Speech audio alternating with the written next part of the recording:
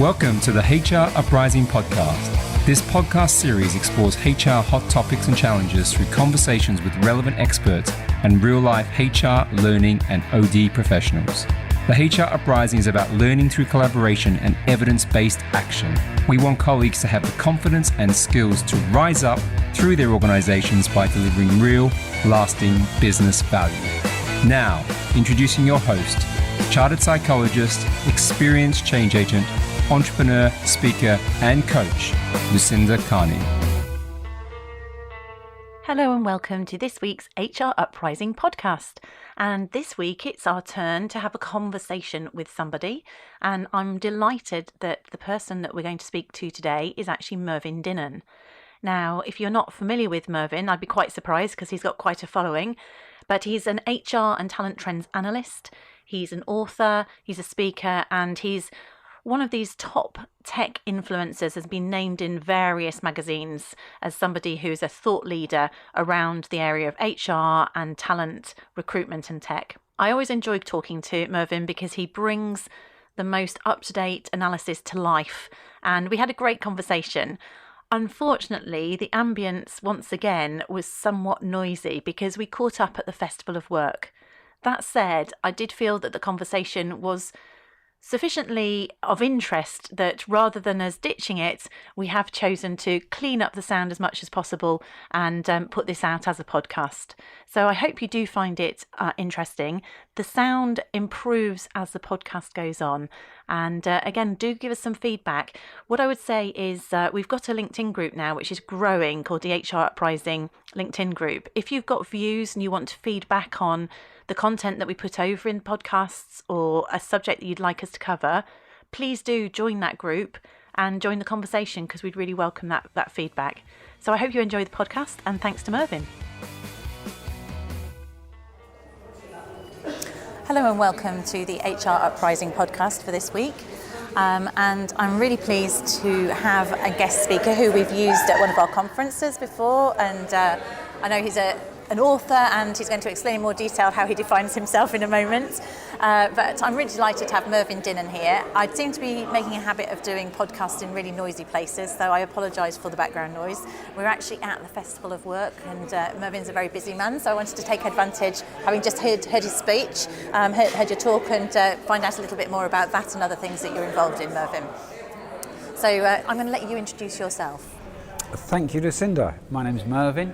I believe that what I do is commonly now known as being a slashie, as in I'm a slashie, right? Slashie, as okay. in slash. I'm a writer / analyst / blogger / author / consultant. And when I get good at it, I might get a portfolio career out of it. That's your LinkedIn title sorted. We're not quite yet, but yeah.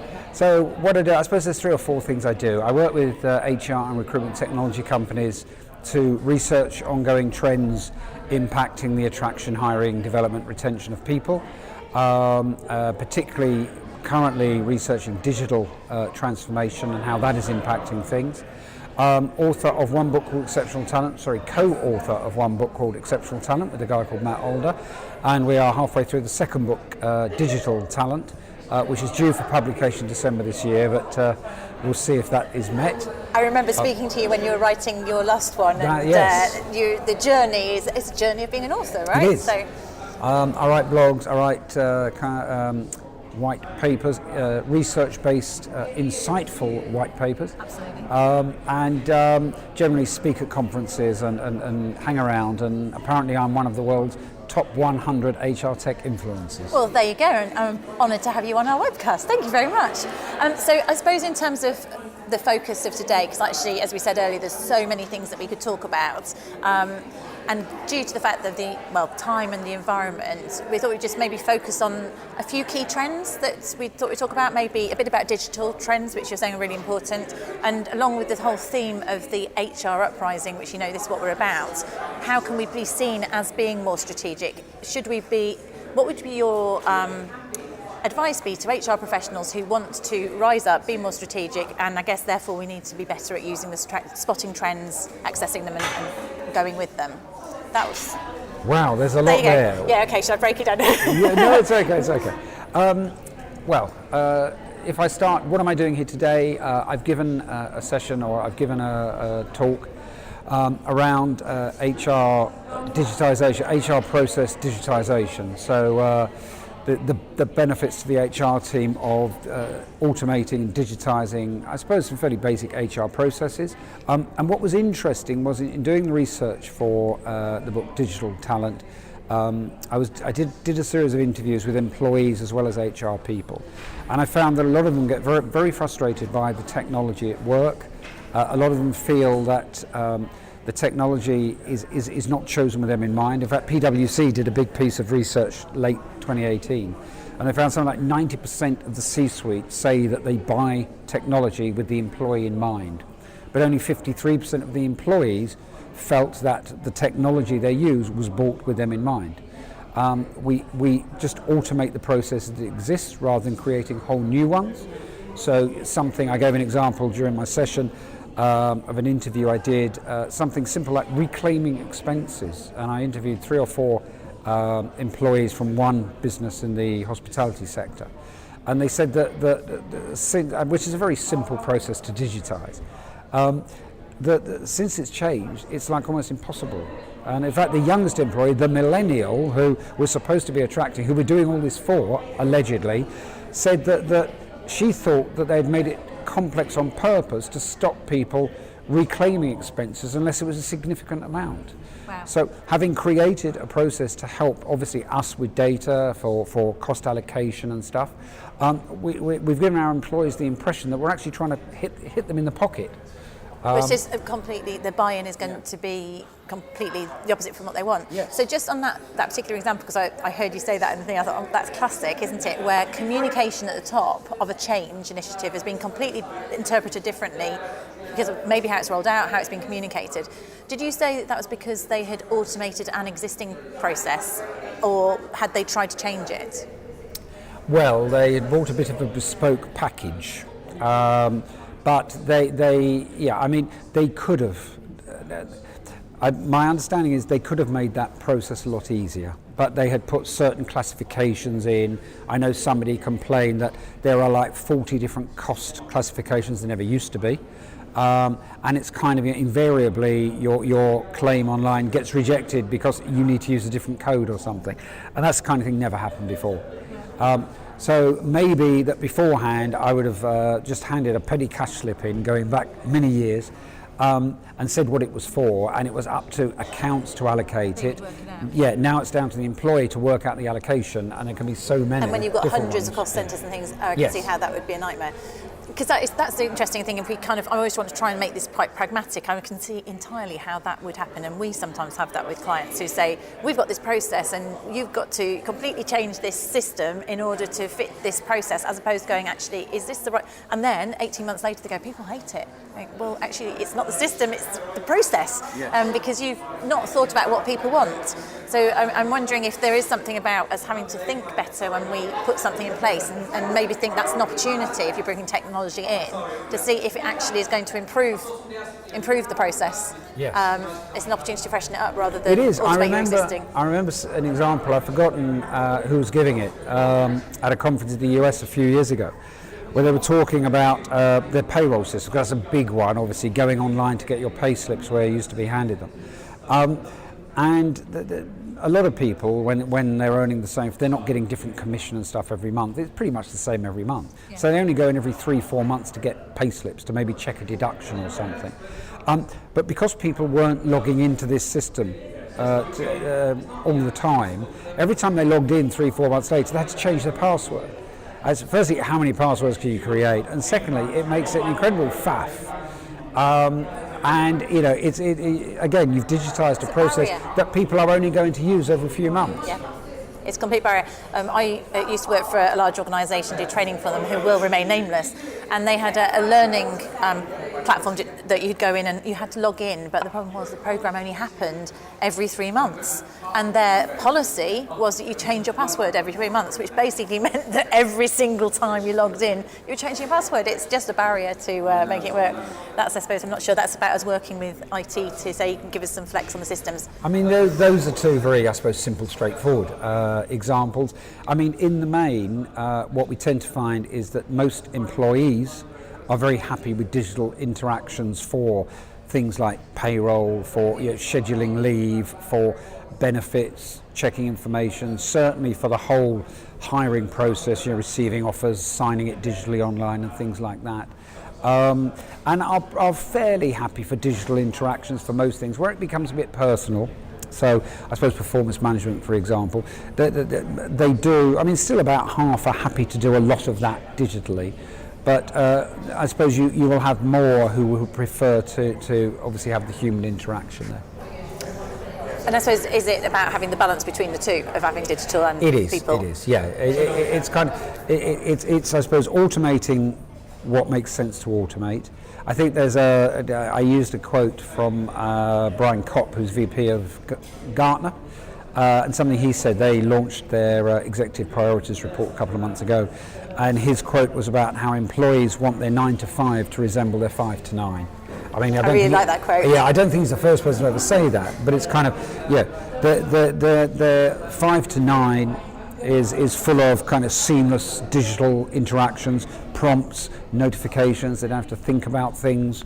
Gmail auto completes their emails for them. And whereas they go to work and they are kind of faced with systems that are not that intuitive and not that seamless. And it's kind of getting to the point where it is one kind of seamless life, I suppose. But we do expect to have technology at the levels, our expectations are high because for what you're used to on your mobile and things like that, and actually for HR technology in particular, that is quite a stretch to necessarily catch up with that experience, and I think that's what people want next. I mean, I giving the example of expenses and stuff, I mean, quite often where you hear these, it's because the process that was there before wasn't very good, and all you've done is digitise or automate a not very good process, so that's a not very good digital experience. Yeah, absolutely. So the other thing that both your books are about talent, right? Various elements of them, and I know you've got a lot of expertise in sort of talent acquisition and recruitment, and you mentioned in the talk I heard a bit about talent onboarding and that being an area that you think perhaps is a next natural stage to digitise. Do you want to talk a bit about that? Yeah, I'm not so much the next natural stage. I think it's hugely important, and I think it is the HR, I hate the word process because process sounds very mechanical, so HR activity, which needs investment, particularly as the hiring process is now speeded up. I gave the example this morning that making an offer to having everything signed and sealed is like half an hour now, because the offer goes digitally, it's accepted, the contract goes over, it's electronically signed immediately, and that's done. No 2 weeks of, have you put it in the post yet? Did we use the right postage and all that?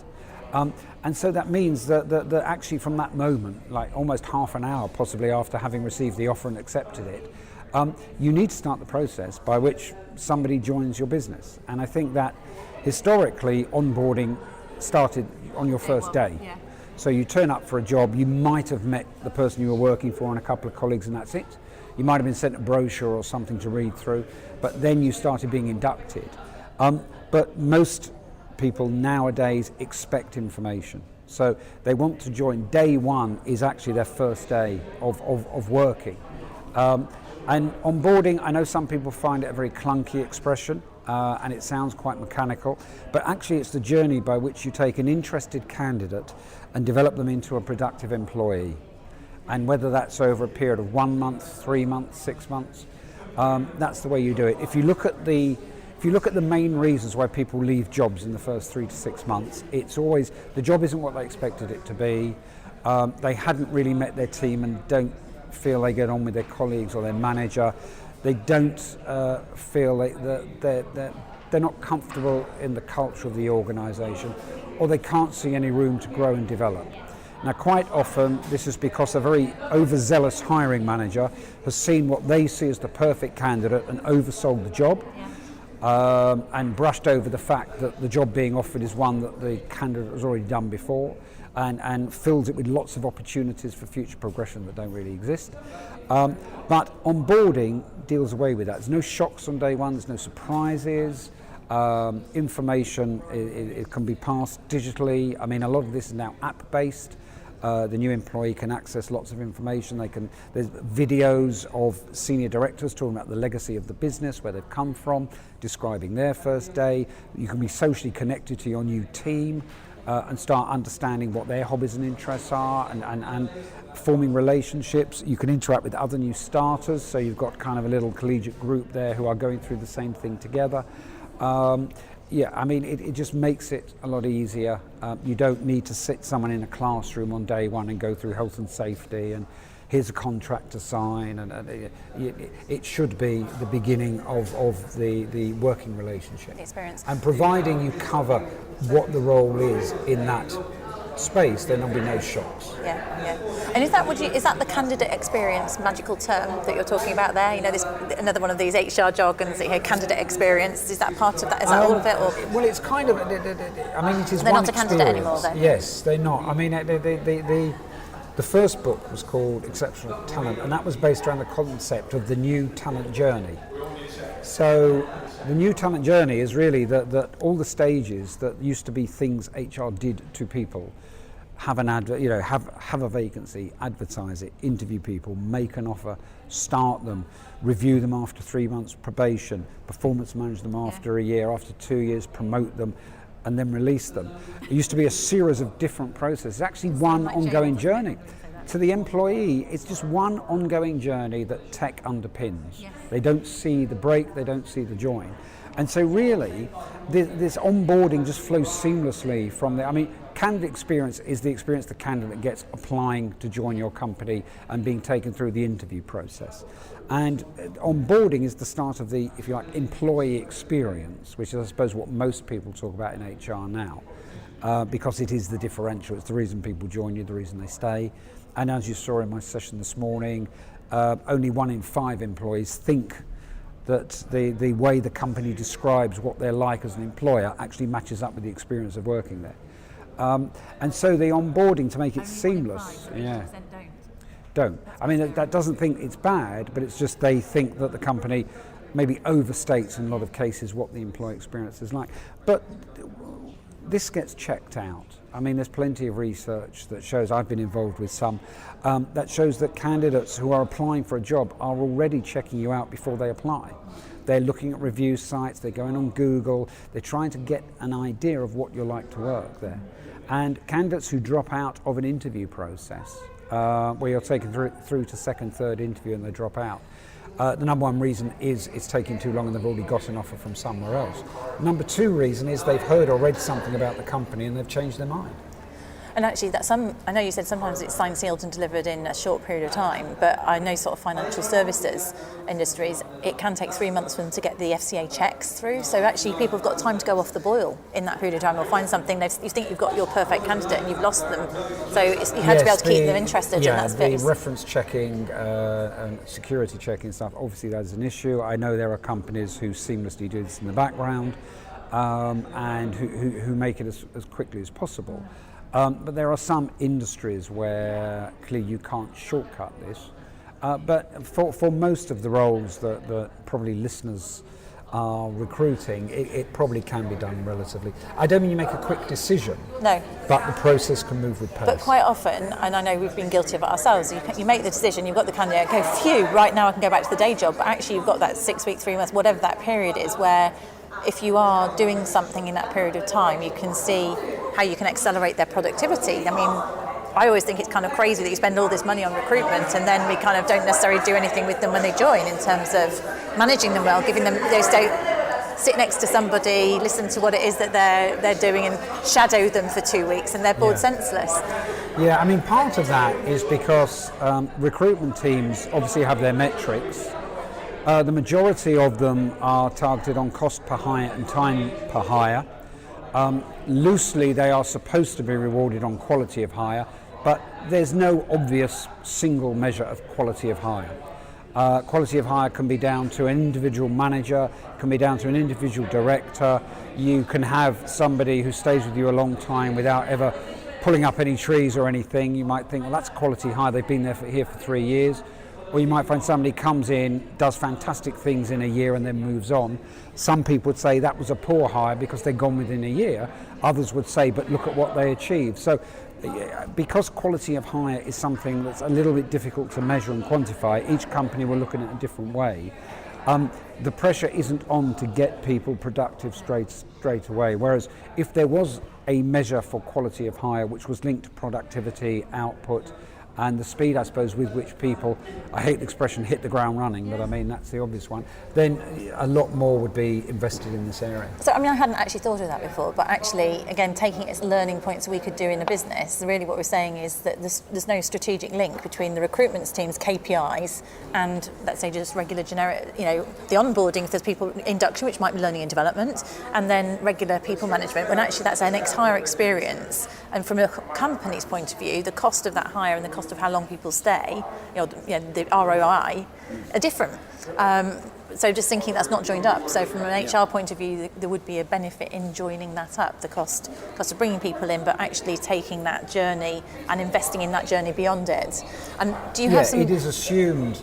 It's assumed that if it's not a poor quality hire, but if something goes wrong and they leave within a few months or something, it's a recruitment problem. Which you've just said it isn't, for 4 reasons, hardly ever. It can be, but I mean, it's more likely to be down to the onboarding, or at least if there is a recruitment, if the recruitment process was at fault and maybe identified the wrong person, that's a whole nother podcast about how we select. But if it is, onboarding will probably iron that out, because before the person starts, they're going to say, hold on a minute, this isn't what I thought I signed up for. You can still get your money back from the recruitment agency at that point. Yeah, well, you haven't paid if they haven't started.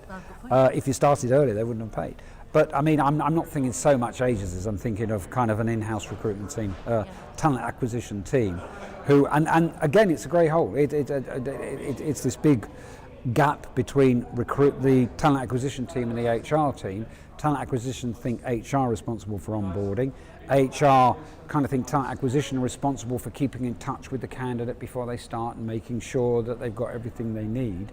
And in a lot of organisations, I'm sure lots of listeners will say we're not like that, but in the research I've done over the years, a lot of organisations will admit that is one of those big grey areas. It's very easy to get siloed. I think that's quite a good takeaway out of this, trying to avoid that in those areas. Just briefly, because obviously we're going to move on from this room shortly. Yes. In terms of the research you've done, have you got? I remember years ago when I did my MSc, I think they were saying about the numbers of people that left after a poor onboarding induction, it was called, process, that actually your experience in the first 6 weeks directly linked to how long you stayed with an organisation. What are the kind of rates of turnover or attrition? Did you come up with any stats on that? I'm putting you on the spot, I'm aware. You are putting off the spot. You can tell me later if there isn't any. Off the top of my head, I can't really think of one, but I've got lots of stats in my head at the moment around this area. I think that I mean the fairly standard, however you slice and dice it, is 1 in 4 people will leave in the first 6 months of starting a new job. It's also relatively high for senior hires as well. And that's another whole different set of reasons, but linked to onboarding. A lot of people don't bother to onboard senior hires because they think, well, you're a manager, you'll pick it up. You just got to come and hit the ground running and change the world. The number one reason why managers don't stay more than 6 months is that they didn't really understand the business model of the business they were joining. They didn't understand what their remit was going to be. And if you think, how can you bring in a manager at that kind of package who has been through the whole process, selection from directors, who doesn't actually understand what your business model is and what's expected of them and their team? Wow, interesting. Yeah. Okay, well, I know we could talk and talk, yes. And maybe I am also very interested in what could be a different podcast, as you said, the whole sort of analysing. I was talking to someone literally yesterday about that. How do you identify someone as a good fit? So maybe that is a subject for another podcast. Just if we were just to summarise in terms of this context of HR trends, if you were giving advice to HR professionals out there as to how they can be seen as more strategic and add more value, as we're all trying to do, and we're continually told that we're not doing quite enough yet, is there anything you'd recommend specifically from your research or that comes to mind that we should be working on? Well, the first thing, I suppose, plays into what I was talking to today. It's to make sure you can automate, digitise, whatever word you want to use, as much as you can. HR productivity is key, and you need as much time as possible to be strategic. to keep on top of trends, to understand how this seamless journey from candidate to new employee to senior to works. But if you're bogged down with case management, you're bogged down with people's holiday requests, you're bogged down with kind of coaching managers in how to give feedback at performance review, and it's very difficult. It was interesting. I used a couple of quotes today from senior HR directors who said where they still used paper records for a lot of these things, and it just piles up and up and up and up. And it's put to one side for the Friday afternoon filing session that never comes, because you get to Friday afternoon, right, we've got some time, let's get rid of this, and before you know it, manager runs in, someone's just resigned, how do we keep them, and it's all... And who wants to do that anyway? Yes. The interesting point there, and when So you it's said time. that, sorry, in your talk, yeah, it is time, but it's a chicken. I think that's a chicken and an egg challenge that HR have got, because in order for them to digitise things, they've got to make a business case that to the business to invest in technology to automate whatever process it is that they need to automate. And I've found time and again that actually if you say, oh, well, HR productivity at a board level is one of the key outputs, they go, so what? They can do the admin. You know, I think that's maybe being able to make a business case is one of the biggest challenges for HR to get that investment. In the report that I've worked on, two things came out there. Some HR directors said that the business case, the difficulty making the business case was eased slightly by GDPR because of the financial risks of non-compliance. So compliance, people won't do it for people reasons or Yes, engagement. That's not strong enough. They do it because they have to. Fine for not having done it. Yeah. And the other one is to actually understand employee experience, actually understand kind of the importance of engagement, retention, development. I mean, the number one reason people join and stay is the chance to learn new skills, grow and develop as an individual. And if they stay beyond the first 6-12 months, the reason they leave will always be because they can't see any room for growth. Yeah. So for HR to be able to make the business case, they've got to show the importance of actually investing their time in the employee experience and giving employees the experience that is seamless. And again, it makes sense that if you make that the connection between paying money to recruit people and then keeping them, there's definitely a cost benefit of it, and that's without doubt. And there's quite a few stats out there that if people want to hit either you or me up after this podcast, I can direct them to it. There's a lot of research that shows the cost of a bad hire, the cost of hiring, bringing in somebody who leaves within the first year is huge, because you've got, it's not just the cost of replacement and the fact that you've paid someone's salary and then you've got to cover the role again. It's actually what it does for the rest of the team. Yeah. And people don't really ever quantify what happens in a team if people keep coming and going, in terms of disengagement, in terms of people being unfocused. It's really hard for everyone else because they've got to train them up and then they have to pick up their workload. It's really, really demoralising. And it makes people think, what is wrong? Is it me? I think it's okay here, but everybody else that joins seems to leave. Yeah, no, it's not good. Okay, so unfortunately we've got to cut it short, but it's been really, really good conversation. What I'll say for the benefit of the podcast is that we do really comprehensive show notes, and I'll get links from you, Mervyn, to various research and website and things like that, because I know you've got some great, we've talked about some great statistics there, so if people want to get access to that, we'll put in the show notes links to things there. They can find more information if they want it. And obviously we'll put your contact details in there as well. Happy to do that. Lovely. Thank you so much for your time. You're welcome. Cheers. Thank you for listening to this week's podcast, our conversation with Mervyn Dinnen. Hopefully the sound effects calmed down and you managed to get value out of it. I found it a really scintillating conversation, so hope that came over during the recording. And next week we will be looking at evidence-based performance management. So that will be an explanation of some research review that we'll go through, where we look at the 8 different aspects of performance management or around managing performance that have been proven to have the greatest correlation in driving high performance. I hope you'll tune in to listen to us there. Please do, if you're getting value out of these podcasts, talk to us on social media. We'd love to hear from you. Give us a review and get in touch if there's a topic that you'd like us to cover. Thanks as ever for listening. Thank you for listening to the HR Uprising podcast. You can access more information, including resources or links mentioned in the show, at our website, www.hruprising.com. Also, you might want to join our LinkedIn community or tweet to us at HR Uprising. We'd love to hear from you.